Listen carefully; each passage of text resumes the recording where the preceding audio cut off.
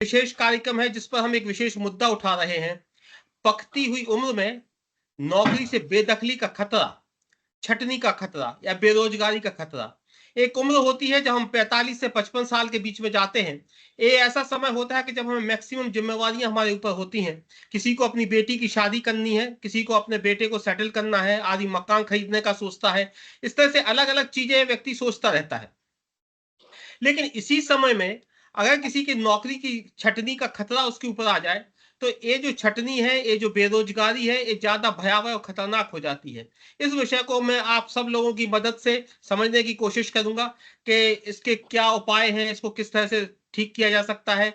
तो हमारे साथ तमाम जानकार अलग अलग विषयों के माहिर लोग हैं, जिन्होंने अपना पूरा जीवन अपने अपने इस फील्ड में लगाया है। तो मैं सबसे पहले शुरुआत करूंगा सूर्य प्रकाश जी दीक्षित से।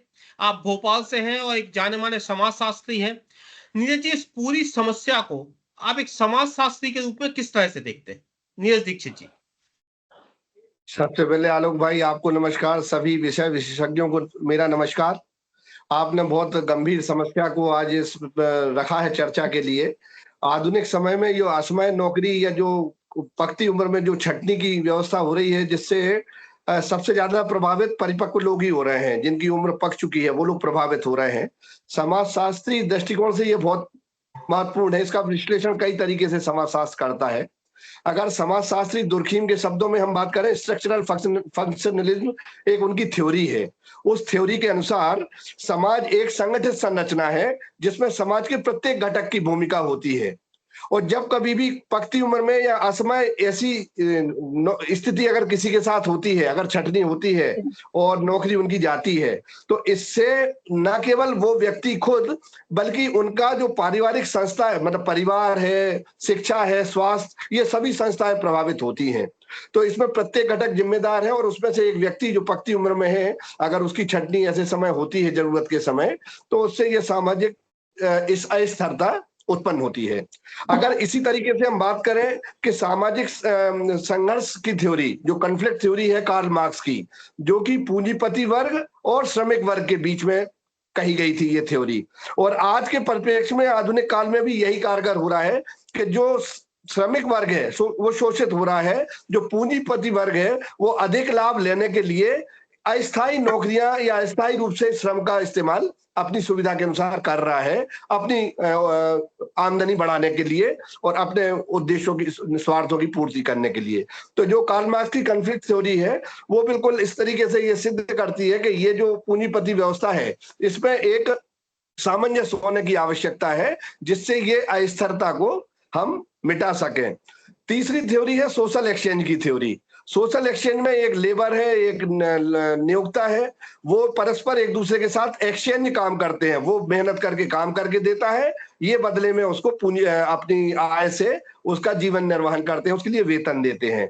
तो जो एक्सचेंज थ्योरी है, अगर ये एक असमय या पकती उम्र में अगर उस तरीके से इनको हटा दिया जाता है, तो ये एक्सचेंज टूटता है कहीं ना कहीं और अविश्वास की भावना नियोक्ता और एम्प्लॉय के बीच में आती है। तो इस तरीके से ये सामाजिक जो विघटन की स्थिति होती है। तो असमय छटनी सिर्फ आर्थिक समस्या नहीं है, इससे कई प्रकार की सामाजिक मनोवैज्ञानिक समस्याएं भी पैदा हो रही हैं, जिसका सीधा प्रभाव समाज के ऊपर पड़ रहा है। अगर हम बात करें मनोवैज्ञानिक जो परेशानी है उसको समझने के लिए राहुल भाई जी के पास हम चलेंगे, लेकिन दस्तारा सॉल्यूशन के सीईओ श्री विनोद फोतेदार जी हमारे पास है। विनोद जी, इस पूरी समस्या को एज अ टेक्नोक्रेट आप किस तरह से देखते हैं? विनोद जी। जी, सभी आपके व्यूअर्स को, आपको और पैनलिस्ट को मेरा नमस्कार। आप देखेंगे कि ये आज की प्रॉब्लम नहीं है, काफी समय से है ये।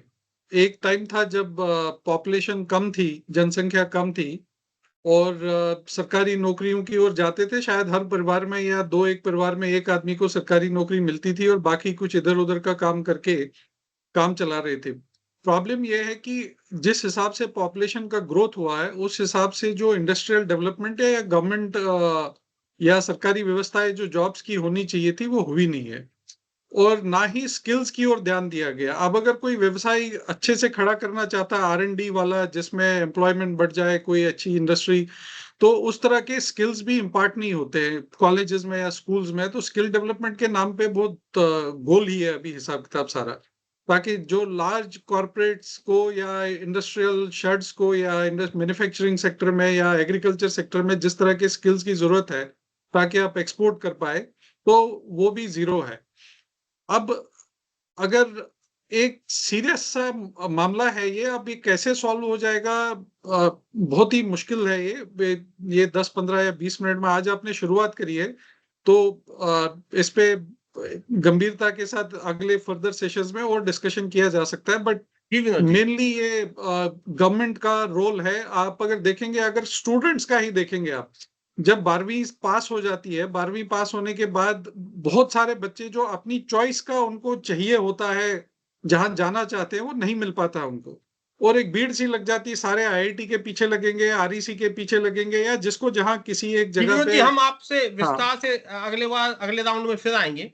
जब भी इस तरह की कोई चीज होती है कि जो पकती उम्र में जब छटनी का खतरा आता है, परिवार बिखर जाता है, जैसे कि सूर्य प्रकाश दीक्षित जी ने बताया, तो इसका जो सबसे ज्यादा परेशानी जो भोगता है वो घर की महिला होती है।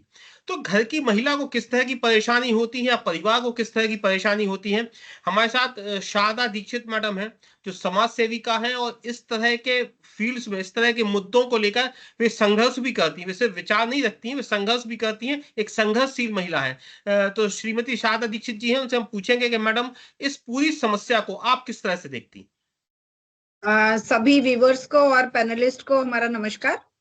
तो विषय बहुत ही गंभीर है और बहुत ही सामयिक है।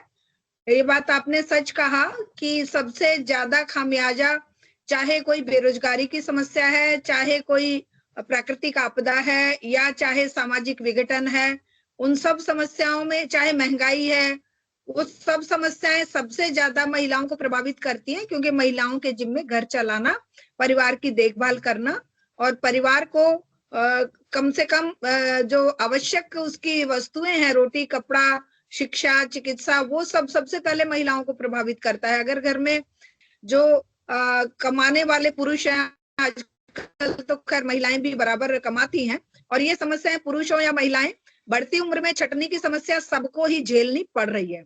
इसका एक कारण जो समाजशास्त्र के तरीके से कोई और हो सकता है, और हमारे अभी जैसे टेक्निकल ग्राउंड पे अगर हम देखें तो कोई और हो सकता है, लेकिन वास्तविक कारण अगर देखा जाए तो जैसा कि अभी सूर्य प्रकाश जी ने भी बोला कि जो पूंजीवादी व्यवस्था है, इस व्यवस्था का जो अपने प्रारंभिक दौर था, पूंजीवाद जब सामंतवाद को पछाड़ के, पूंजीवाद जब सामंतवाद की कब्र पे खड़ा हुआ था, सामंतवाद को खत्म करके पूंजीवाद का जन्म हुआ था, उस समय ये अपने आप में प्रोग्रेसिव था, और उस समय इसने लोगों को उस दास्ता से मुक्त किया था, जो जैसे लैंड लेबरर्स थे या दूसरे लोग थे। तो वो एक प्रोग्रेसिव, जिसमें उस समय की बहुत सारी खोजें हुई, साइंटिफिक डेवलपमेंट्स हुए। लेकिन अब आज का पूंजीवाद अपने अंतिम दौर में है, और ये मुनाफे पर आधारित जो एक व्यवस्था है, इसमें ये एक तरह से आज अमानवीय हो गई है, क्योंकि पूंजीपति आज कॉर्पोरेट सेक्टर है, चाहे वो कोई इवन गवर्नमेंट भी, आज गवर्नमेंट डिपार्टमेंट्स में भी आप देख रहे हैं हायर एंड फायर की पॉलिसी लागू की जा रही है।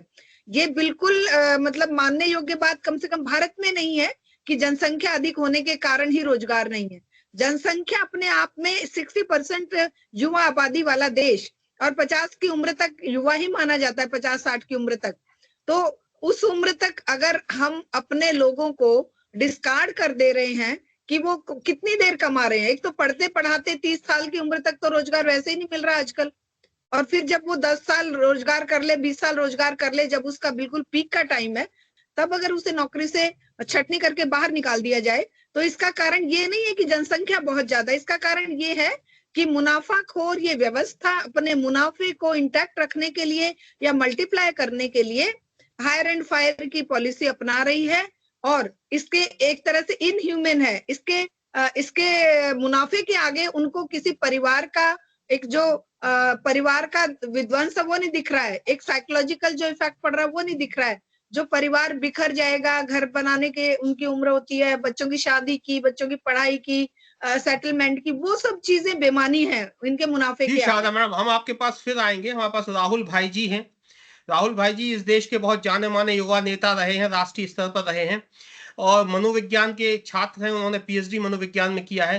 राहुल जी, हम आपसे समस्या तो बहुत सारे लोगों ने समझाई, दीक्षित जी ने समझाई, शारदा मैडम ने समझाई, विनोद जी ने समझाई। हम एक आपसे जानना चाहते हैं कि जब 45 से 55 साल की उम्र में नौकरी चली जाती है, नौकरी खोजना एक अलग विषय है, लेकिन बेटा भी बायोडेटा तैयार कर रहा है, साथ में पिताजी भी अपना बायोडेटा तैयार कर रहे हैं, घर में बिटिया की शादी करनी है, लड़के को सेटल करना है, तो ये तमाम जिम्मेवारियां हैं, व्यक्ति को डिप्रेस कर देती हैं, वो एंजाइटी में आ जाता है, डिप्रेशन में आ जाता है। तो कैसे वो इन परेशानियों से जूझे, कैसे फाइट करे, एक मनोवैज्ञानिक के नाते आप बताइए, कुछ मदद करिए ऐसे लोगों की। राहुल भाई जी,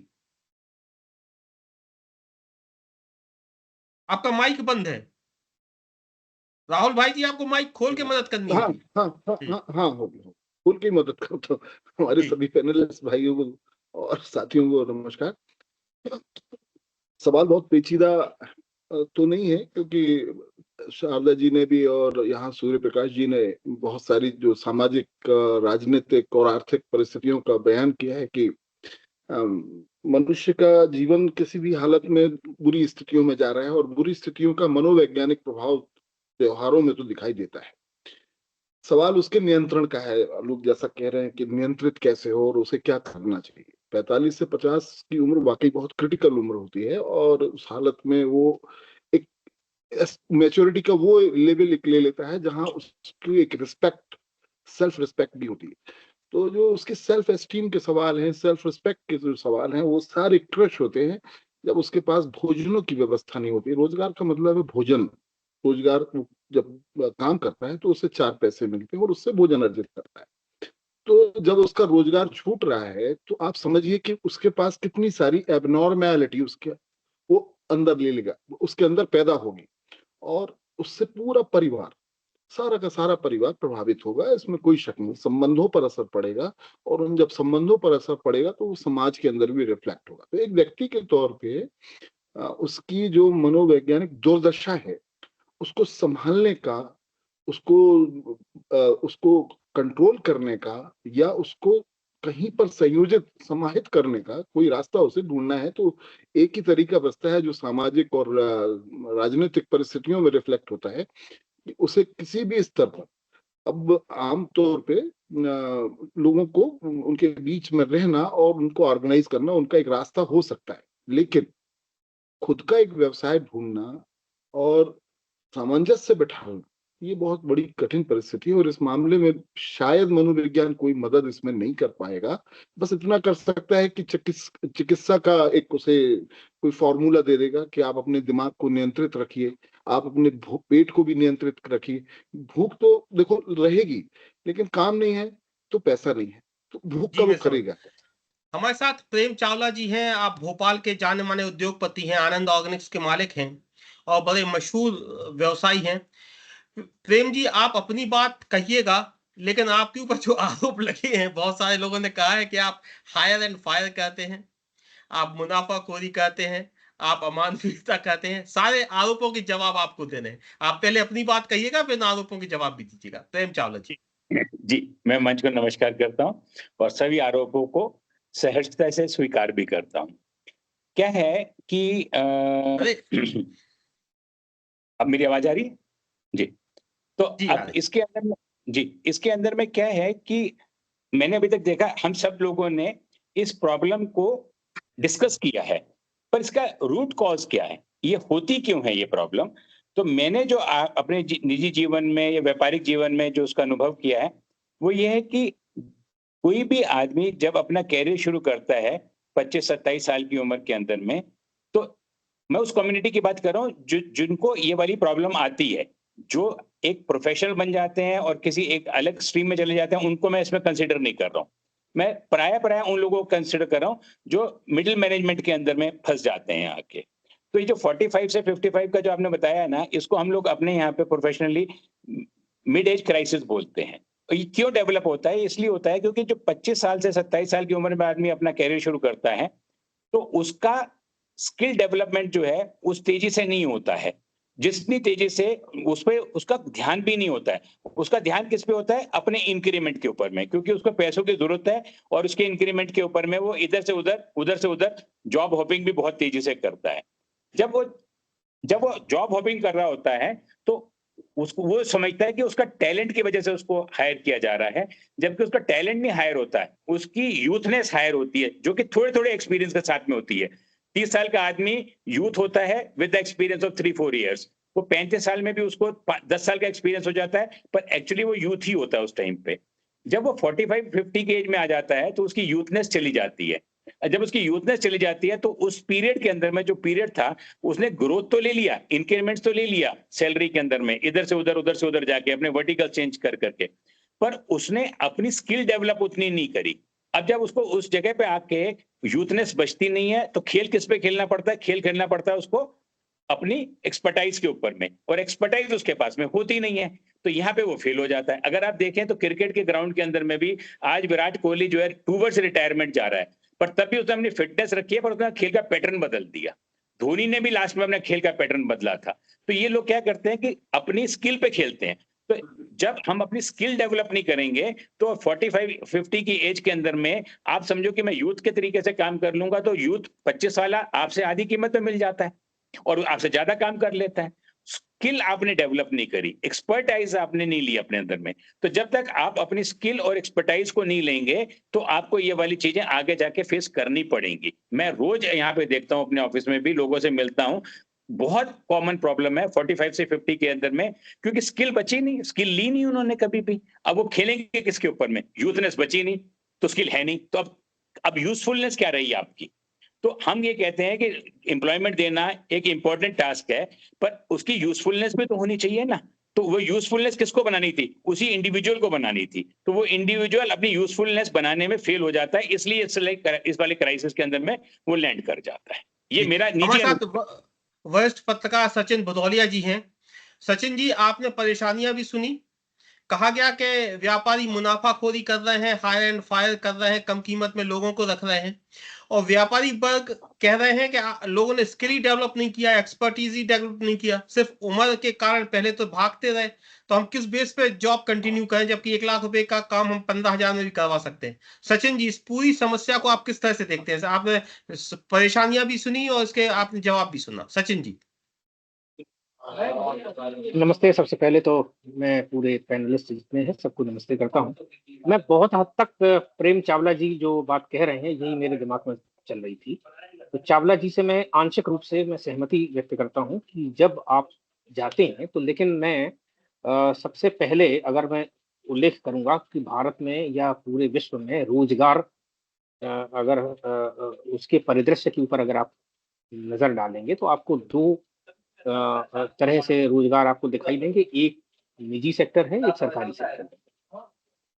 सरकारी सेक्टर में जब हम जाते हैं तो वहां पर रोजगार के कुछ हमारे कानून हैं। उन कानूनों के तहत आपको एक टेस्ट दे करके इंटरव्यू के माध्यम से आपको एक परमानेंट रोजगार मिलता है, और फिर इसके बाद में जब आप बाजार में जाते हैं तो निजी क्षेत्र है, तो निजी क्षेत्र में वहां पर आपको आपकी टैलेंट के आधार पर, आपकी योग्यता के आधार पर, आपकी डिग्री के आधार पर, स्किल के आधार पर आपको हायर किया जाता है। और ये बात सच है कि इंडस्ट्री में टेक्नोलॉजी का जैसे जैसे एडवेंट होता चला जा रहा है, जैसे जैसे उसका उपयोग बढ़ता चला जा रहा है, तो काम करने के स्किल्स की नई आवश्यकता बढ़ती चली जा रही है। आज के समय में हम देख रहे होंगे, हम सब लोग महसूस करते हैं एआई का चलन बढ़ गया है, आर्टिफिशियल इंटेलिजेंस। तो अब हमको जो मैन पावर की जरूरत है मार्केटिंग में, वो एआई से डील करने वाले मैन पावर की जरूरत है। तो जो लोग आईटी इंडस्ट्री में भी 15 या 20 साल पहले जो लोग आ गए थे, जो जैसे चावला साहब कह रहे थे कि 35 साल, 36 साल, 37 साल वाले हैं, अगर उनको एआई में डील करना नहीं आता है अगर जाकर, तो वो भी ऑब्सोलीट हो जाएंगे कल के दिन। तो एक ये बाजार जो होता है वो एक बड़ा एक निर्मम क्षेत्र है, और वहां पर आपको आउटपुट आप क्या दे पा रहे हैं। और दूसरी चीज मैं ये भी कहूंगा कि जब आप 35-40 पर जब आप आते हैं और अपने स्किल से बहुत आगे नहीं जा पा रहे हैं, आउटपुट आपका एक लिमिट में चला गया है, तो किसी भी बाजारवादी व्यवस्था में आपको जाकर के आपके स्थान पर आपको रिप्लेसमेंट आपका ढूंढा ही जाएगा। अब उसका मानवीय पहलू की बात करें तो जैसे कि राहुल जी ने या शारदा जी ने या सूर्यकांत जी ने, सूर्य प्रकाश जी ने जो आपको बताया वो मानवीय पहलू है। अब उस क्राइसिस से निपटने का तरीका जो मुझे अगर आप पूछेंगे कि संक्षिप्त में हम क्या सुझाव दे सकते हैं, तो सुझाव ये है कि किसी भी व्यक्ति को अपनी पारिवारिक जिम्मेदारी ये आज मान करके आप ना चलें कि आपको आज रोजगार मिल गया, आपको आज सैलरी मिल गई तो आपका नौकरी सुरक्षित हो गई। आप अपने स्किल को लगातार अपग्रेड करते रहें और स्किल को, एक्सपर्टाइज को आप हमेशा उसको, जैसे चाकू में धार लगाई जाती है, तलवार में धार लगाई जाती है, उस तरीके से लगातार धार देते रहें। जब आप उसको लगातार धार देते रहेंगे तो आप कल के दिन, आपकी कोशिश ये होनी चाहिए कि 45 साल की उम्र आते आते आप मिड मैनेजमेंट के सर्कल को क्रॉस करके आप सुपरवाइजरी रोल में या बड़े मैनेजमेंट, हायर मैनेजमेंट के लेवल पर आप अगर जा सकते हो, जहां पर आपके सुपरविजन में नीचे ज्यादा आउटपुट आ सकता हो, तो आप सरवाइव कर जाएंगे। ये कोई आदमी की जब मनोदशा खुद एक जगह पर सीखने की जब प्रवृत्ति कम हो जाती है कुछ लोगों में, और वो केवल अपने एक यथास्थितिवादी जब हो जाते हैं, तो ये खतरे ज्यादा बढ़ते हैं। तो वर्तमान में मुझे ये इसका एक परिदृश्य समझ में आया, जो मैंने बहुत संक्षेप में आपको बताया। इसके ऊपर विस्तार से चर्चा हो सकती है क्योंकि हम जानते हैं हमारे पास अब 5-7 मिनट और बचे हैं। मेरी कोशिश है कि एक बार मैं फिर आप सब लोगों के पास आऊं, छोटे से एक सम अप करने के लिए। विनोद जी कुछ कहना चाह रहे थे, पहले वो कह लें, फिर उसके बाद हम राउंड शुरू करते हैं। विनोद जी। तो डिनाई भी नहीं कर सकते हैं कि जो सारे पैनलिस्ट बोल रहे हैं वो बात तो सच है। अब एक एक करके मेरे को लग रहा है कि थोड़ा जवाब देना बहुत जरूरी है। एक तो पूंजीवादी का जो ब्लेम करना है उसको कि वो बहुत ज्यादा पैसे कमाना चाहते हैं, वो भी ठीक नहीं है, क्योंकि पूंजीवादी तो प्रॉफिट अपने शेयर होल्डर्स के लिए कमाएगा ही और उसको कमाना ही है, उसी बेसिस पे वो मेजर किया जाता है। अब वो प्रॉफिट्स की उसकी लिमिट कितनी है वो एक डिबेट का विषय बन सकता है, बट लेकिन मेरे पास 2 एग्जांपल है, मैं बिना नाम लिए बोलते होंगे। एक पूंजीवादी है जो किसी को फायर ही नहीं करता है, बहुत बड़ा ऑर्गेनाइजेशन है कंट्री में, लेकिन वो उसकी वजह से सफर भी करते हैं बहुत ज्यादा। और दूसरे हैं जो ऑप्शन ही नहीं देते, जब एक टाइम पे यूटिलिटी खत्म हो गई और वो अपने आप के स्किल्स अपग्रेड नहीं करता और उनको निकाल देते हैं, या लगा कि ये अभी 6-7 महीने से ज्यादा हमारे लिए अब एसेट नहीं है, अब लाइबिलिटी बन गए क्योंकि डिलीवरी नहीं हो पाती, उसको निकाल देते हैं। वो भी ग्रो कर रहे हैं, लेकिन दोनों में अपने प्लसेस और माइनसेस है। प्रॉब्लम ये है कि आज अगर मैं किसी को रिटेन कर देता हूं तो क्या हमारी इंडस्ट्री उस स्केल पे ग्रो कर रही है कि जितनी हमारी पीछे से इनपुट आ रही है, जितने लोग जॉब ढूंढ रहे हैं, चाहे वो सीनियर है या जूनियर है। मैं अगर आज किसी को फायर करता हूं तो हायर करने के लिए किसी को बहुत सारे लोग पड़े, हजारों में रिज्यूमे पड़े हुए हैं जो हायर होने के लिए तैयार है। तो एक को फायर करके पीछे हजारों को कैसे केटर करेंगे जब तक इंडस्ट्री नहीं बढ़ेगी? तो ये पूंजीवादियों को ब्लेम करना या एक इंडिविजुअल के स्किल्स के ऊपर उसको ब्लेम करना, तो ये ठीक नहीं है, क्योंकि वो स्किल्स कहाँ से आएंगे उसके पास? वो स्किल्स उसके पास इंडस्ट्री से ही आएंगे। और इंडस्ट्री का आप किसी भी डेवलप कंट्री में उसका देख लीजिए, वो पॉपुलेशन का और इंडस्ट्री का ग्रोथ एक बड़ा बैलेंस रहता है। और यहाँ पे पॉपुलेशन तो बहुत जबरदस्त तरीके से बढ़े जा रही है और इंडस्ट्री उस स्केल पे नहीं बढ़ रही। पीछे 2 करोड़ प्लस बच्चे हर साल निकलते हैं, और जॉब्स क्या उतनी क्रिएट हो रही है क्या? एग्रीकल्चर और दूसरे जो हमारे बाकी सेक्टर्स है, जैसे अभी मोदी जी काफी बोल रहे हैं, हमने उनका मजाक बनाया, एंड वो चाय वाला या पान वाले के ऊपर में या क्या समोसे की दुकान के ऊपर में हम मजाक बनाते, लेकिन सिंगापुर शुरू ही उसी से हो गया था, जो छोटे छोटे व्यवसाय पे, वहां सबसे पहले लेडीज जो है उनको काम पे लिया गया, बट लेकिन ये इंश्योर किया गया था कि फूड सबको एक क्वालिटी फूड अच्छी तरह बाहर मिल जाए, घर में ना बनाना पड़े। तो ये बहुत इंपॉर्टेंट चीजें हैं। और डिस्कशन जो है, हमको दोनों चीजों पे, हमें स्किल्स पे भी ध्यान देना है, लेकिन इंडस्ट्री में उसकी ग्रोथ कैसे हुई। वो 7% 8% अभी हमारे बड़े इकोनॉमिक सर्वेज है, हमारी रिक्वायरमेंट ऑफ ग्रोथ है 8%, 9%, 10% सस्टेन करने के लिए जितनी हमारी पॉपुलेशन है, लेकिन ग्रो किस रेट पे कर रहे हैं वो बड़ी मुश्किल से, पता नहीं मैनिपुलेटिव फिगर्स है या रियल फिगर्स है। समय कम है इसलिए इस रेंज में आपको आती रोक रहा हूँ। विनोद जी समय कम है इसलिए मैं आपको रोक रहा हूँ, क्योंकि 1-1 मिनट में जल्दी सबके पास जाना है। सूर्य प्रकाश जी, विनोद जी कह रहे हैं कि जनसंख्या एक बड़ी समस्या है, इस वजह से ये सारी परेशानियां हैं। कुल मिला के हर व्यक्ति आप ही को कटघरे में खड़ा करता है, समाजशास्त्री को। समाज को कुछ बदलना पड़ेगा भाई, पॉपुलेशन कम और करिए। इकोनॉमिक ग्रोथ दोनों, अनस्किल्ड लेबर, जनसंख्या और इकोनॉमिक ग्रोथ मैच नहीं कर रही है, मिसमैच है, ग्रॉस मिसमैच है। जी बताइए। जब तक आप इस हर एक जिसकी रिस्पॉन्सिबिलिटी है वो उसमें घुसेगा नहीं, काम नहीं होगा। जी नीरज जी बताइए। आपकी आवाज बंद है नीरज जी। नीरज जी आपकी आवाज माइक, नीरज दीक्षित जी माइक माइक। ये विनोद सॉरी जी की टेक्नोलॉजी ऐसी है, अपनी जनसंख्या बात कह लेते हैं, दूसरे की आवाज बंद कर देते हैं। बताइए। जनसंख्या भारत की एक ताकत है और ये बहुत बड़ा रिसोर्स है। इस रिसोर्स को यूटिलाइज होना चाहिए और पूरा विश्व इसकी ओर देख रहा है, भारत की ओर, कि इनके पास बहुत बड़ा मानव संसाधन है। तो ये बात तो बिल्कुल आज की परिप्रेक्ष्य में सही नहीं है कि जनसंख्या एक समस्या है, लेकिन उसके लिए बहुत सारे अवसर और संसाधन के रूप में उपयोग किया जा सकता है। नंबर 2, चावला जी ने जो कहा ये बात ठीक है कि अगर अगर अगर सॉरी इंटरप्ट कर रहा हूं, अनस्किल्ड जनसंख्या प्रॉब्लम है। जी जी प्रॉब्लम हम उसको अपॉर्चुनिटी के रूप में देख रहे हैं। अब हम वो प्रॉब्लम को अपॉर्चुनिटी के रूप में देख रहे हैं, पूरा विश्व देख रहा है, तो हमें उस ओर देखना चाहिए। दूसरा, जो चावला जी का कहना मैं सहमत हूं, लेकिन कहीं ना कहीं जो प्रोफेशनल एथिक्स हैं, एथिक्स परस्पर, चाहे वो एम्प्लॉय के हों या एम्प्लॉयर के हों, वो एथिक्स की कहीं ना कहीं और काम करने की जरूरत है। प्रोफेशनल एथिक्स को केवल एम्प्लॉय के लेवल पे देखा जाता है। अगर एम्प्लॉयर है तो वो उनके स्किल एनहांसमेंट के लिए कुछ ट्रेनिंग प्रोग्राम, कुछ उनके लिए कुछ इस तरीके के अपॉर्चुनिटी दे, ताकि 10 साल बाद 20 साल बाद इनकी कुछ स्किल को हम एनहांस कर पाए और स्किल एनहांस करके हम यूटिलाइज कर पाए सिस्टम में आगे चल के। तो ये भी कहीं ना कहीं हमें एम्प्लॉयर के नाते सोचना चाहिए, ताकि ये जो अराजकता है एम्प्लॉय और एम्प्लॉयर के बीच में वो खत्म हो। सरकारी नीतियां कुछ इस तरीके की बनना चाहिए, या अगर है तो स्ट्रांग होना, रिवाइज होना चाहिए, कि उनमें श्रम अधिकारों की हम रक्षा कर पाए उचित तरीके से।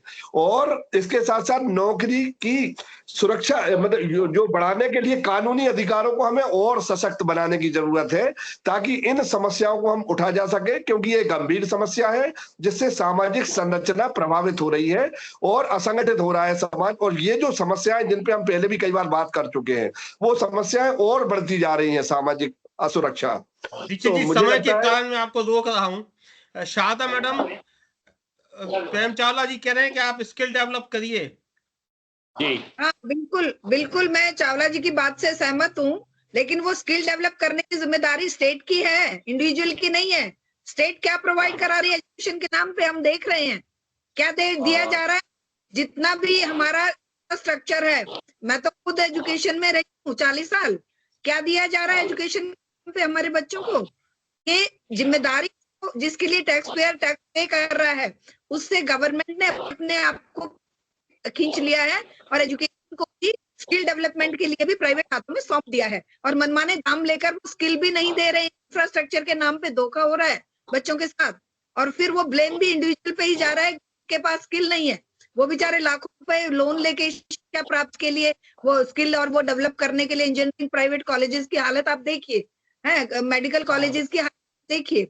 कुल मिलाकर स्थिति है आज की ये व्यवस्था जो जिस तरीके से चल रही है टोटल, और मुनाफा हमारा अभी प्रेम जी वाला नहीं है, ये तो बहुत मतलब एक तरह से सर्वहारा श्रेणी में ही आने वाले, रोजगार पाने वाले लोग हैं, ये तो रहे हैं, लेकिन वो मैडम विषय ऐसा है कि जिसपे अच्छा लगता है बोलना और सुनना दोनों, लेकिन समय की कुछ कमी है, इसके लिए मजबूर हूँ। राहुल भाई जी बताइए, प्रेम चावला जी कह रहे हैं स्किल डेवलप करो, शारदा मैडम कहीं कहाँ से करें, पैसा तो दो, आम आदमी कहाँ से करे, और नीरज दीक्षित जी कह रहे हैं कि सामाजिक स्थितियां इससे खराब होंगी। राहुल जी बताइए क्या उपाय है। ये बहुत लंबी बहस का विषय है और मैं बहुत शॉर्ट में 3-4 बातें रखूंगा। जब मनुष्य पृथ्वी पे आया तो बहुत सहज ढंग से जीता था, बहुत सहज ढंग से सब एक दूसरे के साथ ले करके जीते थे। मनुष्य पृथ्वी पे आया, पशु और पक्षियों को, राहुल जी आपकी आवाज बहुत कम आ रही है। पशुओं और पक्षियों को, कोई दूसरा माइक होगा शायद, वो खुला होगा इसलिए शायद डिस्टरबेंस हो रहा होगा। बताइए। तो पशु और पक्षियों को कोई व्यवस्था का कोई आवश्यकता नहीं होता, वो बहुत आसानी से उड़ रहे हैं, जी रहे हैं, कब खाना है, कब सोना है, कब पीना है। हर एक मनुष्य की आवश्यकता है, और मनुष्य की जो शात्री, जो शुरू शामिल हुई जब से, और उसने जैसे ही अपने हाथ में सारे पावर्स को लिया तो उसने लोगों को मैनिपुलेट करना शुरू कर दिया। और उस मैनिपुलेशन में उसका जो एक खास मामला था वो था प्रॉफिट, यानी जो विनिमय का सबसे बड़ा साधन था मूल्य, उसको अपने हाथों में केंद्रित करना शुरू कर दिया। ये विषय तो हो गया एक साधारण ढंग से कहना। सवाल ये आ रहा है कि इस व्यवस्था को बदला जाना चाहिए।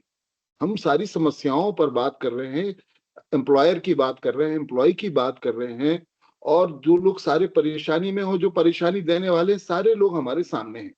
इनको सारा व्यवस्था, पॉलिटिकल सिस्टम, जर्मनी में आप जाइए, लोगों के पास जब वो ट्रेन खत्म हो जाता है, उनका अपना एक डेवलपमेंट का एक प्रोसेस है, तो उनको स्किल डेवलपमेंट किया जाता है उसी कंपनी के अंदर, और उसको ये भी अपॉर्चुनिटी दी जाती है कि कहीं दूसरी जगह पर आप जाकर के अपना रोजगार ढूंढ सकते हैं। एक एक व्यक्ति का लेखा जोखा गवर्नमेंट के पास होता है, और हम भारत में वो लोग, उनका ही लेखा जोखा है जिनकी हाथों में ताकत है, जिनके हाथों में पैसा है। बाकी लोगों को मरने की आजादी है। और एक कानी हाउस जिसको हम बोलते हैं ना, जानवरों का घेरा, जहां जानवरों को उठा करके पटक दिया जाता था, इस तरीके के जीवन यापन में हम लोग उलझा दिए गए। हम सारे लोग बहुत ही पारिश्रमिक हैं, बौद्धिक हैं, जैसा कि सूर्यप्रकाश जी ने कहा कि दुनिया हमारी तरफ देख रही, मैन पावर है। तो मेरा संक्षेप में यही कहना है कि हमारे पीछे, हमारी दुर्व्यवस्थाओं के पीछे, हमारी जिंदगानी के पीछे जिसका भी हाथ है वो एक सिस्टम है, और उस सिस्टम के बारे में हमारे को विचार करना चाहिए कि हमारे बीच में बराबरी के मौके, अवसर के भी बराबरी के मौके और जीने के भी बराबरी के मौके हमारे को वो मुहैया कराए। वो कैसे जी। संभव हो? प्रेम चावला जी, राहुल जी ने आपको थोड़ा सहायता की, वो कह रहे हैं कि नहीं नहीं, पूरे सिस्टम में कुछ व्यवस्था बदलनी पड़ेगी। किस तरह का बदलाव आप चाहते हैं? देखिए, मैं बताता हूँ, मैं अपने जीवन से बताता हूँ। मैं किसी चीज पे ज्यादा निर्भर नहीं करता हूँ, मैं व्यवस्थाओं की तरफ भी ज्यादा नहीं देखता हूँ। मुझे राहुल जी की बात बिल्कुल ठीक लगी कि जैसे हम पक्षियों को देखते हैं, तो आप बताइए मछली को कौन तैरना सिखाता है? मछली तो खुद ही तैरना सीख जाती है। तो आज मैंने अपनी ऑर्गेनाइजेशन के अंदर में मेरे व्हाइट बोर्ड पे एक लिखा हुआ है, एक सेंटेंस लिखा हुआ है। मैंने लिखा है, organisation need sons not sun in laws. Company को कमाऊ पूत चाहिए, दामाद नहीं चाहिए। तो अब मैं लड़के को बोलता हूँ जो भी इंटरव्यू के लिए आता है, मैंने कहा इसको पढ़ ले, तुझे किस श्रेणी में जाना है। अगर तू कंपनी में दामाद बन के रहेगा तो बोझा हो जाएगा, मैं तेरे को, और अगर तू कंपनी के लिए कमाऊ पूत बनेगा तो बहुत ही बढ़िया रहेगा। अब देखिए, अगर मेरा बेटा है तो मैं उसको क्या बोलता हूँ, चल बेटा कोई नहीं मिल रहा है तो जल्दी जा 4 समोसे ले आ। पर अगर दामाद जी आएंगे तो हम दामाद जी के सामने वो समोसे परोसेंगे, पर थोड़ी देर बाद क्या कहेंगे कि अब दामाद जी विदा हूं, बेटे के साथ में दूसरी बातें करेंगे। तो ऑर्गेनाइजेशन में अगर हर एम्प्लॉई अपनी ऑर्गेनाइजेशन के अंदर में दामाद की जगह छोड़ के पुत्र का स्थान ले लेगा, तो पुत्र को ही विरासत में कंपनियां मिलती हैं, पुत्र को सारी चीजें मिलती हैं। तो दामाद को तो दहेज मिलता है, पर पुत्र को तो पूरी विरासत मिलती है। तो मेरा कहने का मतलब यह है कि आदमी अगर अपने जो भी अपनी लाइफ के अंदर में अचीव करना चाहता है, किसी भी संस्था में अगर वो काम कर रहा है, अगर वो ओनरशिप ले लेगा, ओनरशिप इज द की। आप मान लीजिए, जिन्होंने जीवन के अंदर में ओनरशिप ली है वो कहीं पीछे नहीं रह सकते, ओनरशिप उनको आगे लेके जाएगी, वही उनके अंदर में स्किल भी डेवलप करा देगी और सब सिखा भी देगी। तो जी प्रेम। सचिन भदौरिया जी, सबसे कठिन काम आपका है, गागर में सागर भरना है आपको। पूरी इस बात को, सिर्फ 2 मिनट है आपके पास और आपको अपना समीक्षा करनी है। गागर में सागर भरिए, बताइए क्या परेशानी, क्या सॉल्यूशन, कैसे देखते हैं? सॉल्यूशन ये है कि देखिए, इस समस्या के समाधान को निकालने के लिए जो तकनीकी चीजें बताई थी, चाहे वो विनोद जी ने बताई, लेकिन इसको एक एम्प्लॉयर के नाते प्रेम चावला जी की भी एक जिम्मेदारी बनती है। जिम्मेदारी ये बनती है कि वो जो ये जो एज का क्राइसिस होता है, जैसे लोग जा रहे हैं, आपको या एम्प्लॉयर को जब ये समझ में आने लगे कि हाँ अब यहाँ इनकी प्रोडक्टिविटी डिक्लाइन हो रही है, तो उनको कम से कम 2 चीजें जरूरी है। एक तो प्रेरणा कि आप अपना स्किल अपग्रेड करिए, नहीं तो आप ऑब्सोलीट हो जाएंगे, एक चेतावनी जरूर होनी चाहिए। दूसरी चीज, उनको अपने स्किल को अपग्रेड करने का सुविधा भी आपको ही मुहैया करानी पड़ेगी, चाहे भले उनकी सैलरी से उनका कुछ पार्ट ले लें, लेकिन ये चीज की जिम्मेदारी भी आपको होनी पड़ेगी। हमारे इस देश में जानते हैं एक सबसे बड़ी समस्या क्या आ रही है? स्किल डेवलपमेंट के जो सरकारी कार्यक्रम चल रहे हैं ना, वो जो यूथ के लिए चलाए जा रहे हैं।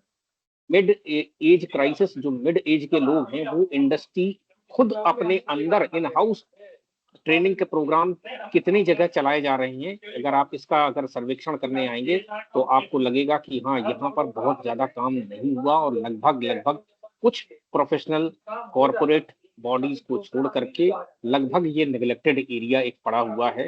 और दूसरी चीज कि सोशल सिक्योरिटी नाम की चीज किसी के पास में नहीं है। आज जब भी कोई क्राइसिस, मैं एक युवाओं के लिए भी एक सलाह यही दूंगा कि जब आप अपना करियर 25 साल की उम्र में, 23 साल की उम्र में, 24 साल की उम्र में शुरू करें, तो अपना आपको ये मान लीजिएगा कि हम 45-50 साल की एज में हमको सोशल सिक्योरिटी का नेट होना चाहिए, तो बचत और इन्वेस्टमेंट उस हिसाब से वो शुरू करें। जी, मैं आप सब लोगों का बहुत बहुत आभारी हूँ, धन्यवाद देता हूँ, लेकिन ये भी कहता हूँ कि बहुत बहुत खतरनाक है ये पकती हुई उम्र में बेदखली का खतरा। इससे मुश्किलें होती हैं, बहुत दिक्कत है, परेशानी है। बेटे के साथ खुद नौकरी खोजना बहुत मुश्किल है, कठिन समय है। ऐसे समय में हम सोचते हैं, देखते हैं कि नीरज दीक्षित जी सामाजिक रूप से मेरी मदद करेंगे, राहुल भाई जी कुछ मनोवैज्ञानिक ताकत मुझे देंगे, शारदा मैडम के तर्क मेरे साथ होंगे, विनोद फोतेदार जी कुछ टेक्नोलॉजिकली मुझे स्किल्ड करेंगे, ताकि प्रेम चावला जी मेरी नौकरी में बरकरार रखें, और सचिन जी इसकी समीक्षा करेंगे। आप सब लोगों का बहुत बहुत धन्यवाद, बहुत बहुत आभार। इस परेशानी को, इस कठिन बात को उठाने के लिए मैं आप सबका आभारी हूँ। बहुत बहुत नमस्कार, धन्यवाद, आभारी।